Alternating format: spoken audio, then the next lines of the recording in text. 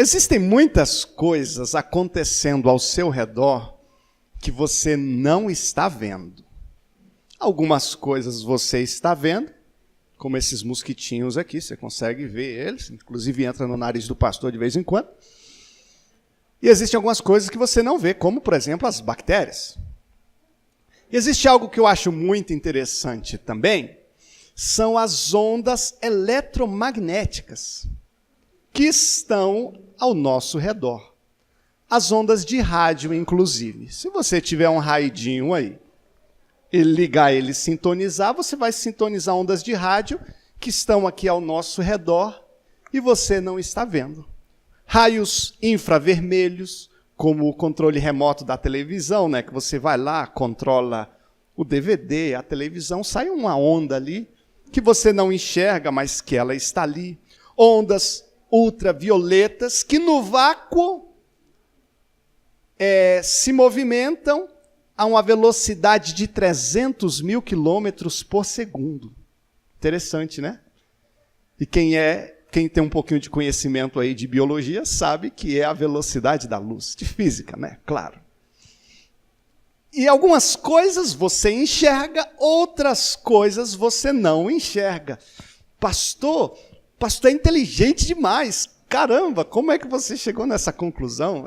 Realmente é isso mesmo. Algumas coisas a gente não enxerga, nós não enxergamos, outras coisas nós enxergamos. E eu quero falar que algumas pessoas só enxergam as tribulações.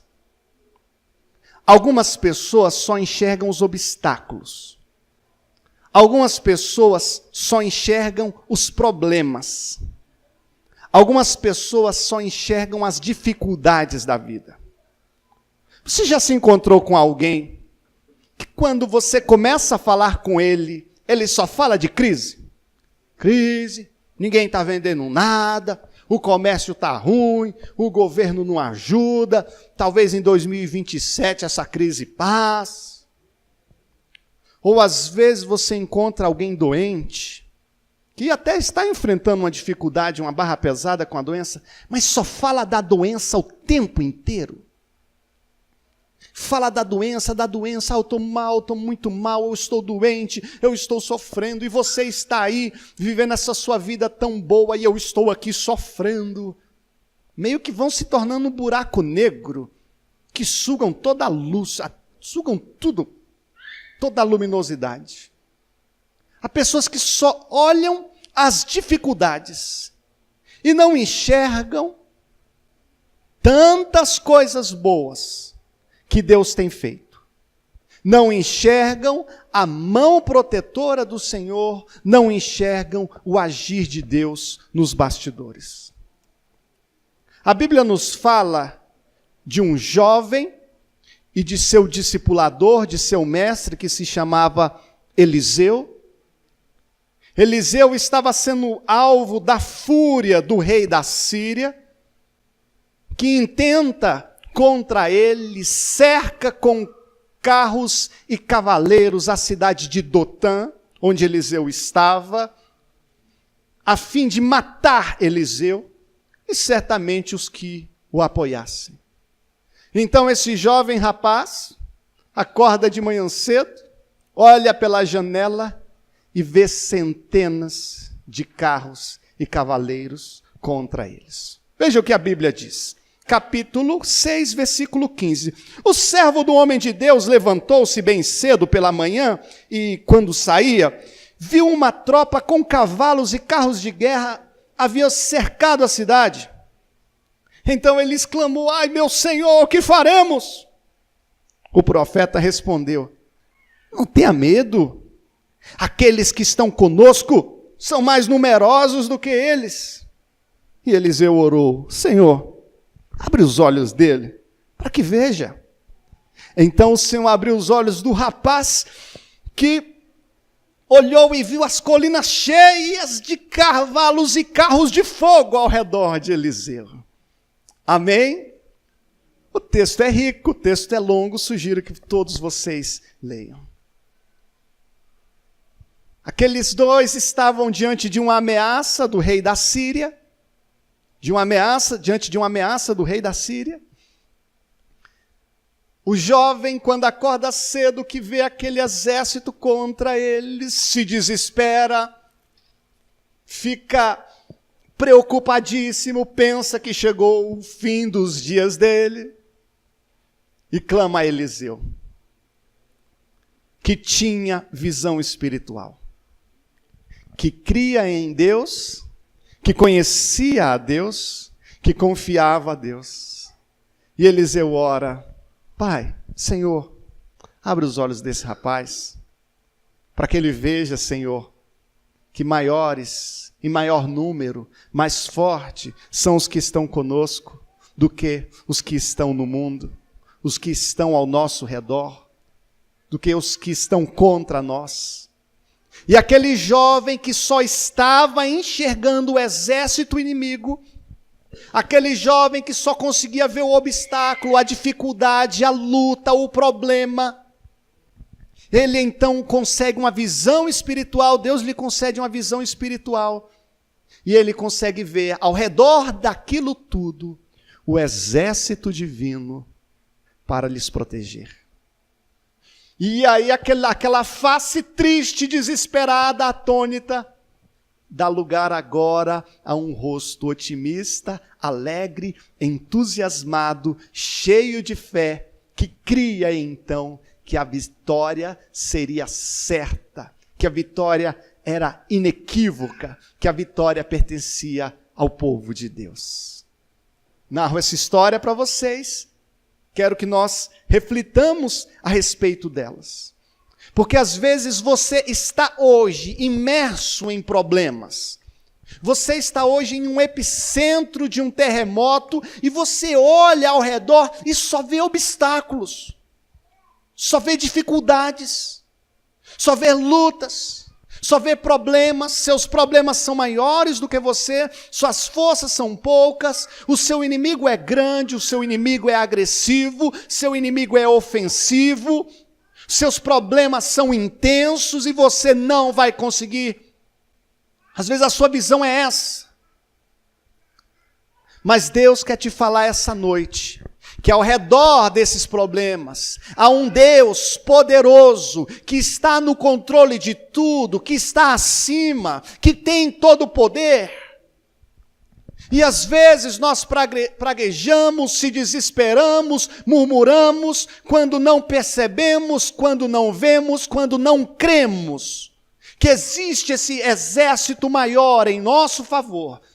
Desesperamos quando não percebemos, quando não cremos que Deus está acima de tudo e Ele tem poder acima de toda e qualquer resistência maligna. Muitos, quando as dificuldades nos envolvem, tendem a se desesperar.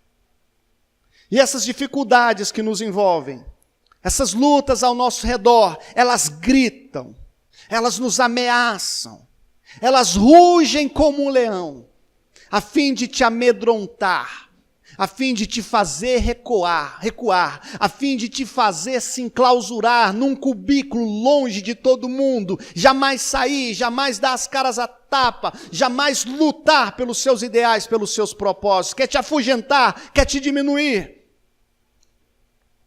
Aquele jovem, quando viu o primeiro exército do inimigo, ele entrou em pânico, um medo se instalou em seu coração. Quando você somente vê e somente crê nesse exército inimigo, você se desespera. E eu já vi muitas pessoas desesperadas diante desses complicadores, diante desses problemas emblemáticos aparentemente insolúveis, e que efetivamente serão insolúveis, se não houver a mão protetora do Senhor, a mão defensora do Senhor agindo. Muitos são vencidos pelo medo e pelo desespero, não esperam mais, não têm mais esperança, simplesmente se esquecem que servem a um Deus vivo. Você se lembra que você serve a um Deus vivo? Você se lembra que você entregou sua vida a Jesus? Que Ele está contigo para te abençoar, para te proteger, Ou você já esqueceu disso? Será que isso tem acontecido contigo? Será que hoje você está aqui na igreja, mas o seu coração está em pânico diante do rugido dos seus inimigos? Será que apesar de você estar aqui hoje, a sua mente está em pânico, pensando nos problemas que você deixou lá fora? Ou melhor, que nem trouxe, ou pior, nem estão lá fora, você trouxe aqui e não consegue se desvencilhar deles, porque pensa neles, olha para eles o tempo todo e crê que eles vão te vencer? Aquele jovem enxergava apenas com os olhos naturais. E enxergava apenas os problemas.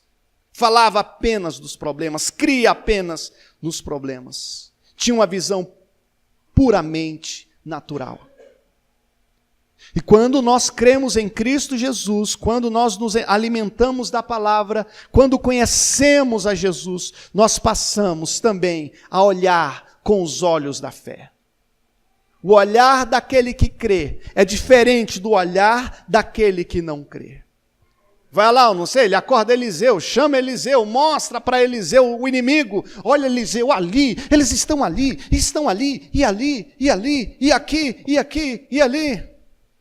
E ele, cheio de medo, ele não quer sentir medo sozinho, ele quer que Eliseu também se amedronte, ele quer transmitir o medo, e muitos medos são transmissíveis.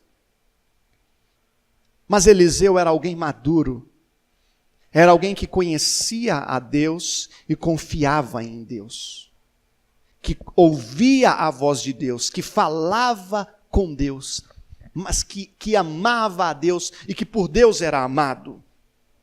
Eliseu compreendia o que estava acontecendo, ele enxergava aqueles cavaleiros de fogo mais fortes, a seu favor, que estavam ao redor do exército inimigo.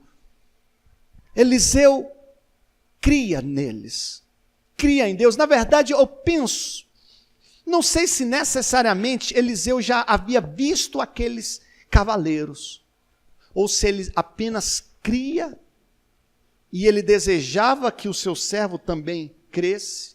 Mas o certo era, ele tinha absoluta convicção no cuidado e na proteção do Senhor, vendo ou não.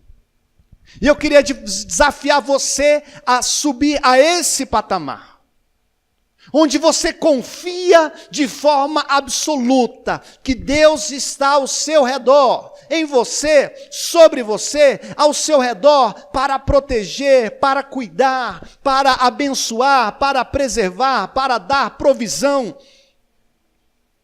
Eliseu, ele cria, e por crer, ele confiava. Muitos não creem, não confiam por não crerem. E quando você passa a crer em Deus de verdade, você passa a confiar em Deus. E quando você efetivamente confia em Deus, você descansa em Deus. Certa vez, uma jovem pediu ao seu esposo que trouxesse um remédio para o filho. E um remédio que era para ser trazido em pouco tempo, poucos minutos. Passaram-se horas e o esposo, o pai, esqueceu de comprar o remédio ou fez pouco caso. Como ela poderia confiar em um pai tão relapso quanto esse? Por outro lado, existem pessoas que são absolutamente confiáveis. E se essa pessoa diz, eu irei, ela irá. Se ela diz, eu vou te emprestar o dinheiro, você já emite o cheque, antes mesmo de ter esse dinheiro na mão, porque você já confia na pessoa. Você pode confiar em Deus. Você pode confiar em Deus. Você pode descansar em Deus. Agora eu te pergunto, diante da adversidade, diante dessas ameaças dos inimigos ao seu redor, você tem descansado em Deus? Você tem esperado em Deus ou você tem desesperado em Deus? Você tem confiado em Deus, descansado em Deus, ou você está com as forças exauridas porque não consegue confiar em Deus? Porque não consegue descansar em Deus? Vemos aqui um Eliseu que cria, que confiava e que descansava. Eliseu sabia que eles não seriam vencedores, muito pelo contrário, ele cria que eles já eram vencedores. Irmãos, você já é vencedor. Há uma frase que eu acho legal, que diz mais ou menos o seguinte, que o céu não é lugar de vitórias, que vitórias a gente tem aqui na terra, que no céu é um lugar de vitoriosos. Entenderam? Aqui nós temos vitórias, e nós já somos vitoriosos. Mas existem pessoas que se veem como derrotados, como se tivessem sido abandonados pelo Senhor. E Eliseu ora: Senhor, deixa ele ver, abre os olhos dele, para que ele veja que maiores são os que estão conosco, em maior número são os que estão conosco do que os que estão contra nós. E eu vou fazer essa oração essa noite,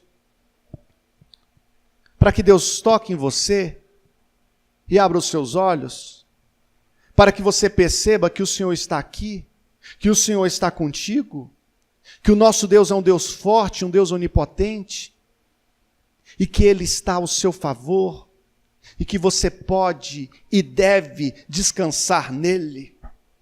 É certo que nós temos problemas, e às vezes estamos nos envolvendo com problemas ao nosso redor, mas eu queria que você visualizasse esse Deus que está ao redor de tudo, que é maior do que os problemas.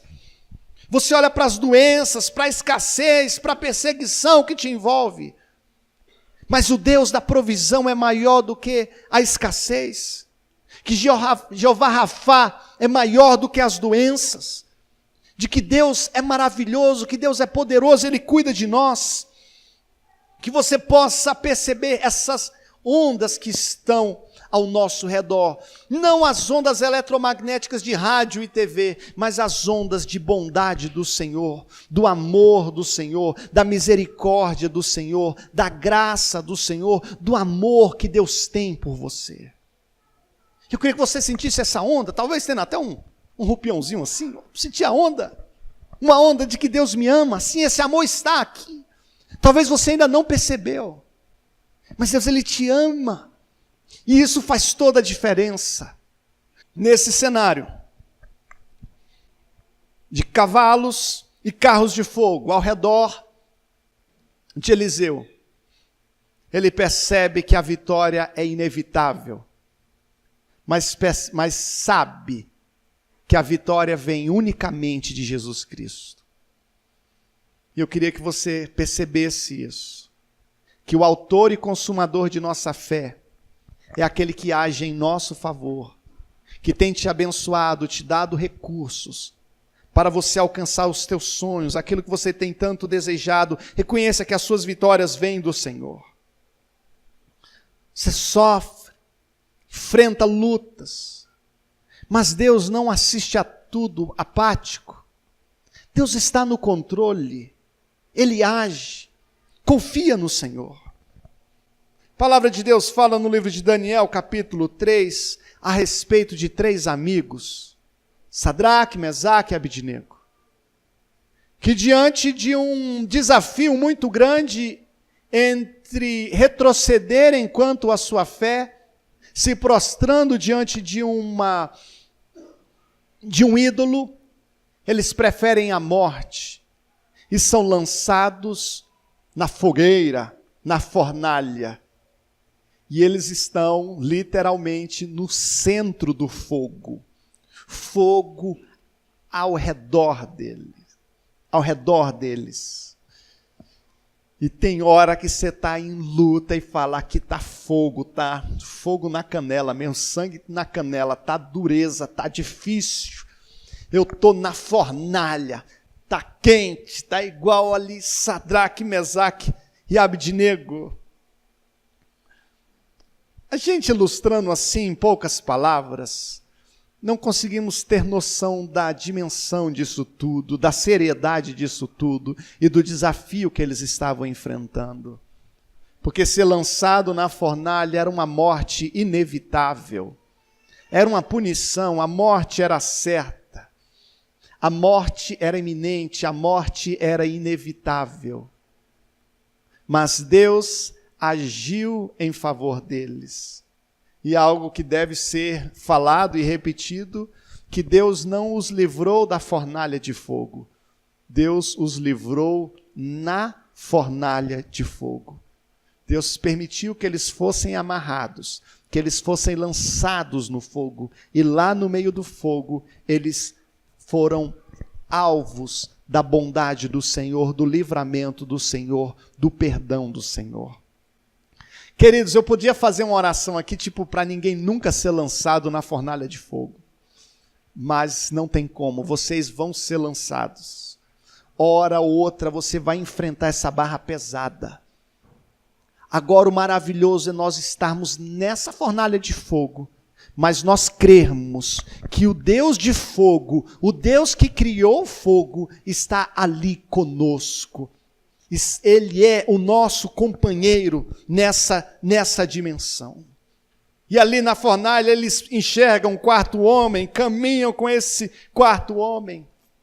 Se Nabucodonosor pensava que o fogo era o ponto final, o quarto homem diz: o fogo não é o ponto final. Aqui sou eu quem digo quando vai ser o ponto final. A palavra final aqui é minha. Queridos, a palavra final é de Jesus. Fala para o seu amigo aí, a palavra final não é do médico, não é do governo, não é do seu amigo, não é do seu vizinho. A palavra final é de Jesus Cristo. A palavra final é de Jesus Cristo. Eles são de uma forma absolutamente incrível. Uma coisa que só Deus poderia fazer. Eles foram livres daquela fornalha. O fogo não fez mal para eles. O poder de Deus era maior do que tudo e que todos. Eu fico imaginando eles saindo dali, superando aquilo tudo, vencendo aquilo tudo, e as pessoas olhando para ele assim, ele saindo de lá, e as pessoas olhando. Você estava lá dentro? Era você mesmo, cara, que estava lá dentro? Sem dúvida, o respeito que eles tinham ali, passariam a ter diante da sociedade, seria um respeito muito maior. E é engraçado como é que Deus usa as dificuldades para nos elevar a novos patamares. Você acredita nisso? Que Deus usa as dificuldades, as lutas, para te levar a novos patamares? Através das lutas em sua vida, de dificuldades, as pessoas vão olhar para você e vão declarar que a mão do Senhor está sobre a sua vida, que você tem a bênção do Senhor na sua vida, que essa enfermidade é para a glória de Deus. Salmo 34, 19 diz assim: muitas são as aflições dos justos, mas o Senhor o livra de todas. Aleluias. Há algo muito interessante, porque as roupas deles não foram queimadas na fornalha de fogo. O cabelo também não, e o cabelo é uma coisa fácil de pegar fogo. Quando acaba energia nas nossas casas, que a gente usa vela. Alguma irmã já queimou o cabelo em vela? Assim, levanta a mão para eu ver. Não precisa ter vergonha não, irmão. Vou filmar vocês. Acontece. A gente vê uns vídeos no Facebook, aí o pessoal queima tudo mesmo. Casamento, quando é em casamento, então, meu Deus do céu. O cheiro de cabelo queimado, né, é ruim, né? Meu Deus do céu. Não, o cabelo, mas teve uma coisa que queimou. Duas coisas que queimaram, na verdade. Uma foram os soldados que lançaram eles lá, e a outra foram as amarras que os prendiam. Essas amarras, elas queimaram.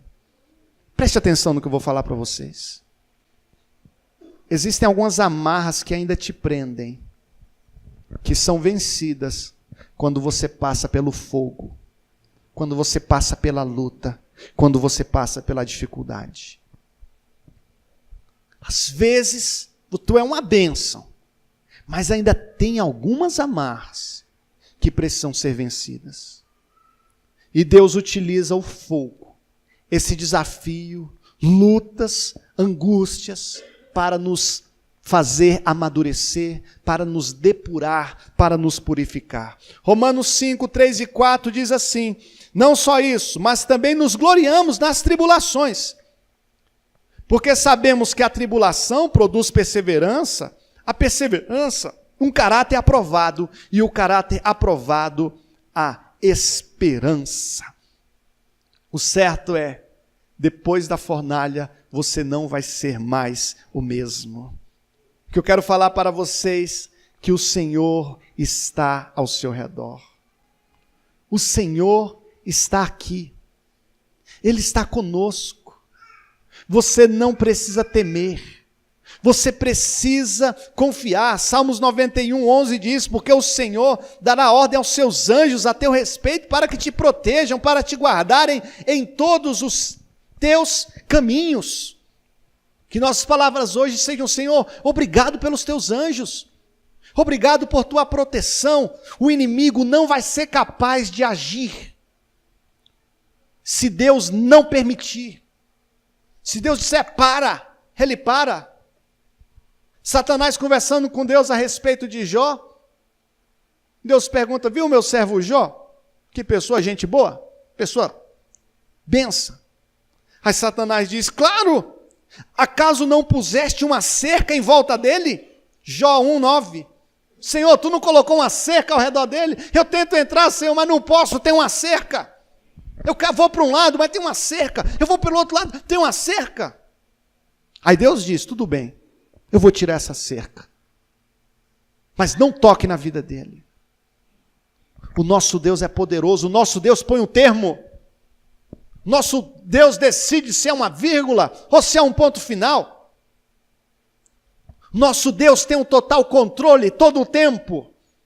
A questão é, nós somos mais parecidos com esse servo de Eliseu, inseguro, medroso, que só tem a visão natural, ou nós somos como Eliseu, que consegue ver que maior é o que está em nós do que o que está no mundo, que grande é o que está conosco, Deus poderoso, que está acima das dificuldades, das lutas.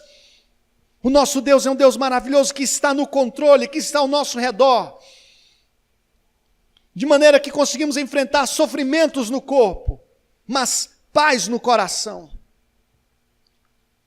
Todos os israelitas estavam com medo de Golias. Olhavam para Golias, viam um homem forte, um gigante, um guerreiro, um invencível. E Davi, na hora que olha para ele, pergunta: quem é esse incircunciso? O que salta aos olhos de Davi era uma aliança com Deus que Golias não tinha. Eu sou circuncidado, eu tenho uma aliança, eu sou filho de Abraão, Deus está conosco. Esse homem é um incircunciso, uma visão absolutamente diferente. E é incrível como pessoas, mesmo sendo frequentadores de igreja, têm visões completamente diferentes diante das tribulações. Existem crentes fiéis, pessoas fiéis, que em meio às tribulações permanecem com fé, sabendo que em todo tempo Deus está no controle e que Ele cuida sempre, mesmo sem entender, confiando em Deus, que Deus está fazendo, que Deus está agindo. E o que aconteceu? Segundo Reis 6, versículo 23, diz que, não vou falar especificamente do 23 ainda, mas eu vou terminar de narrar a história. Nesse cenário de ameaça por parte do rei da Síria, de progressiva revelação ali ao servo de Eliseu, Eliseu vai até esse exército ofensivo e os conduz até Samaria, e a Bíblia diz que eles foram abatidos por uma cegueira. Deus deu uma cegueira ali momentânea, temporária para eles. E eu me lembro da cegueira de Saulo também. E o que aconteceu, o versículo 23 eu acho interessante, que diz assim: assim as tropas da Síria pararam de invadir o território de Israel. As tropas da Síria pararam de invadir o território de Israel. Era um inimigo que não mais os incomodaria. Se o Filho vos libertar, verdadeiramente sereis livres. E você enfrenta uma luta, um problema, até que Deus diz, tá bom, para, já chega, esse inimigo não vai mais te incomodar. E às vezes você tem inimigos, como pecados inclusive, com quem você tem lutado. E eu creio que chega uma hora, chega um tempo, em que você se rasga, se derrama diante do Senhor, e Deus lança uma palavra, agora chegou o ponto final. Esse inimigo não vai mais te incomodar. A vitória agora é plena, é absoluta. E eu quero orar com vocês essa noite. 1 Coríntios 2,9 diz, aquilo que o olho não viu, o ouvido não ouviu e não subiu ao coração do homem são as coisas que Deus preparou para aqueles que o amam, para os que o amam. Existem muitas coisas que nós não estamos vendo, mas que nós devemos crer.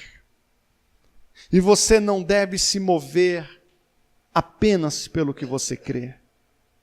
Convido os irmãos a estarem crendo em Cristo Jesus e na palavra do Senhor.